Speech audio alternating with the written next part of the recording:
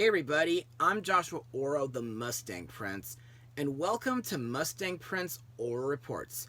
Now, before we get started, I have a couple of things to say. Firstly, please note that while my moving process may have just begun, I'm still going to hang here for a little while until everything is set in my new apartment. Secondly, I must ask, how was everybody's Thanksgiving?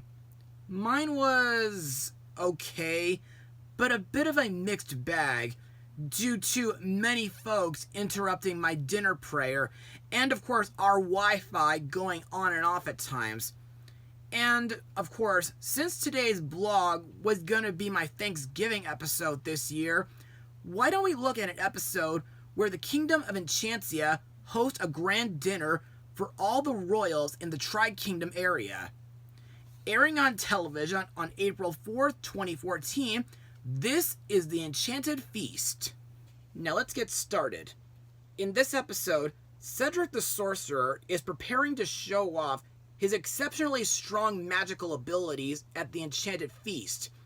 However, when Miss Nettle disguises herself as a powerful sorceress and takes over the feast to get Sofia's amulet, Sofia forms an unlikely alliance with Clover, Cedric, and Wormwood to protect her mystical amulet and save her family. So, my thoughts? Well, in my opinion, this is another one of my favorite episodes from Season 2, and I think it's very twisted and thrilling. And to further explain what I mean, let's move on to Mustang Notes. Now, firstly, this episode is the second time in the series where the kingdoms of Enchancia, Khaldun, and Wei Ling come together. The first time was in the Tri-Kingdom Picnic episode. Secondly, not only did this episode get featured on DVD, but it was also published into a book adaptation during the same year. Also, the moral of this episode is, people are not always what they seem, which to me is a lesson that everybody should know. I mean, appearances can be very deceiving at times. Also to note, this is the first episode to be co-directed by Marcia Kyle Monta and the first episode to be written by Michael G. Stern. As for the animation, well, as I said before, the CGI animation for this season onward is still excellent, and to me, during this episode, I like how the animation is for the character designs and the magical visuals. Plus, I think the part where the entire castle is covered in thorny vines is pretty twisted, and it kind of brings back memories from when my childhood nightmare Maleficent conjures up a forest of thorns in front of King Stephen's castle and in the Hall of the Cornerstone at Disney Castle. Another thing that I like about this episode is Cedric's Morpho Mirrors, which are a set of magical mirrors that show a person in a different look, either with different clothes or an entirely different species. For example, they reflect different outfits on Sofia from her past adventures, like the Buttercup outfit from the Buttercups, her Harvest Festival dress from the Amulet and the Anthem, her Adventurer outfit from Great Adventure, and her Apprentice outfit from Cedric's Apprentice. Plus, the mirrors also make Amber look like a mermaid and James look like a clown. And now, let's talk about the episode's song, All You Desire, which is a villain song sung by Miss Nettle, disguised as Sasha the Sorceress, as she showers the entire royal family with gifts and attempts to persuade Sofia to trust her and hand over the amulet. To me, this song is very twisted and manipulative, kind of like Trust in Me from the Jungle Book, I'll Get You What You Want from Muppets Most Wanted, and Poor Unfortunate Souls from The Little Mermaid. Also, I found it pretty interesting that during her song, Sasha leans against the wall, kind of like Megara does during I Won't Say I'm in Love from Hercules. And now, let's move on to the characters and the voice actors. Princess Sofia is again voiced by Ariel Winter, whom was young Kairi in the Kingdom Hearts game series, Marina in Jake and the Neverland Pirates, a few of Thumper's sisters in Bambi 2, Marlene in the complete version of Final Fantasy VII Advent Children, young Trixie in Speed Racer, Penny Peterson in DreamWorks Mr. Peabody and Sherman, and Smurf Lily in Smurfs The Lost Village. As usual, Sofia is a sweet princess, and I like that this is the second time in the series that Sofia pronounces Cedric's name correctly. The first time being in the Two Princesses and a Baby episode. And it's also the first time she realized that she used to say it wrong all throughout her first season. During this episode, after meeting Sasha, Sofia doesn't seem to open up to her persona, and she senses something vaguely familiar about her, which gives Sofia the heebie-jeebies. Heck, when she tries to tell her family that something feels off about Sasha, they don't listen to her, which to me shows that Sofia is very smart and that she has good instincts. Plus, I like that Sofia still fulfills her dad's promise to never take off her amulet, even though it was stolen by a baby griffin named Jasper sometime prior. Next is Cedric the Sorcerer, voiced by Jess Harnell, aka Wacko Warner from the Animaniacs series. During this episode, Cedric is taking a break from stealing Sofia's amulet and is planning a magical surprise at the Enchanted Feast with his Morpho mirrors.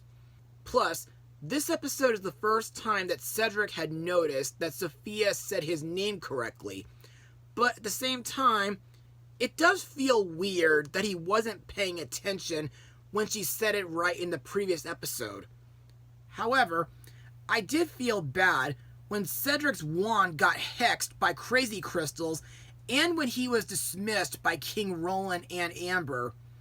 Plus, even though he was smitten by Sasha earlier, after learning the truth from Sofia and grabbing a spare wand, I think Sofia and Cedric make a great team while outsmarting Miss Nettle with his Morpho mirrors.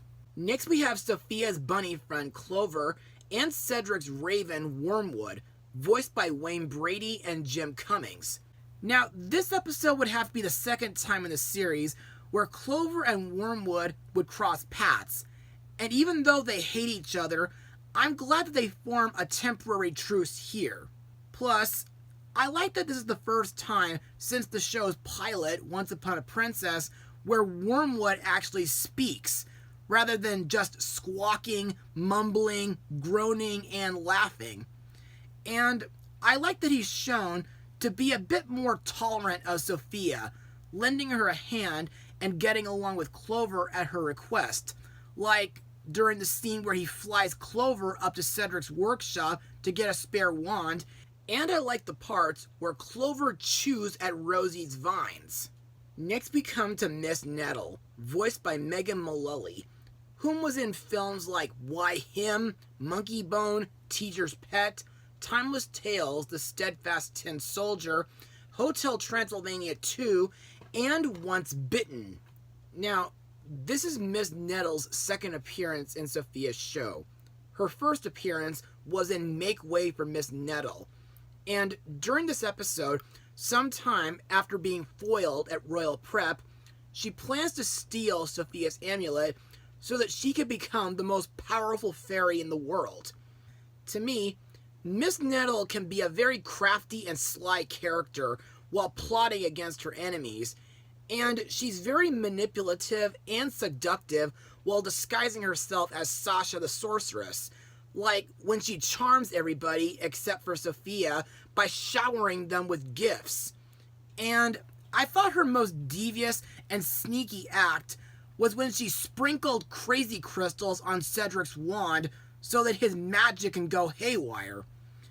Thankfully, I'm glad that Sofia was able to reform her in Season 3 with some help from the lovable snowman Olaf.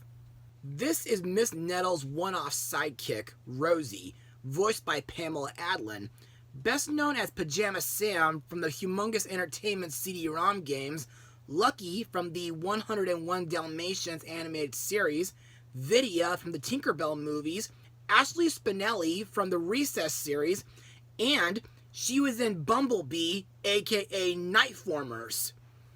Now, it's quite unknown of how Miss Nettle met Rosie, but in my opinion, I find her to be a very loyal but underrated character. And while assisting Miss Nettle, Rosie is mostly seen around Miss Nettle's left wrist, and she's used as a Plan C to magically overgrow her thorny vines all over the castle, trapping everybody. That way, Miss Nettle can deal with Sofia personally. Plus, I must point out that Rosie hates daisies. Also to note, it is very disappointing that we viewers never see Rosie again after this episode. Finally, we come to the episode's guest Disney princess, Snow White, voiced by Catherine Von Till, who'd later voice Grimtrix the Good's Weasel, Wrigley, in the Hexley Hall episode, and a woman in distress in Kingdom Hearts 3. Now, while Snow White is the very first Disney princess, in the show, she's the 6th Disney princess to be summoned by Princess Elena via the Amulet of Avalor. In this episode, Snow White briefly tells Sofia of how a seemingly feeble old woman who offered an apple turned out to be her wicked stepmother, Queen Grimhilda, in disguise, and that the apple was poisoned. And she also tells Sofia to trust her instincts no matter what anyone else says, and that people aren't always who they seem to be. Plus, I must mention that Snow White is sadly the second princess to not have a special song for Sofia, the previous one being Princess Aurora in Holiday and Enchancia. Also, I like the part where Clover displays a certain affection towards Snow White, like other woodland creatures have before him. And now on to my final words. Overall, the Enchanted Feast is a very thrilling episode. The animation is great, the magical visuals are impressive, the story, while a little predictable, was very twisted. The All You Desire song was very creepy and manipulative. Miss Nettle is an entertaining and clever villain. Sofia has good instincts when she feels suspicious about certain people. Cedric is a humorous and entertaining supporting character. Snow White's cameo was utilized very well, and I like that she helps get the moral across of trusting yourself and your instincts when you feel that something's not right. So, if you folks have not seen this episode yet, this is one that I highly recommend for everybody to see, either on DVD, Disney Plus, or online. I give this episode a full 100%. Well, that's all for now. Be sure to join me next time, where we look at an episode where Prince James becomes king for a day. Mustang Power.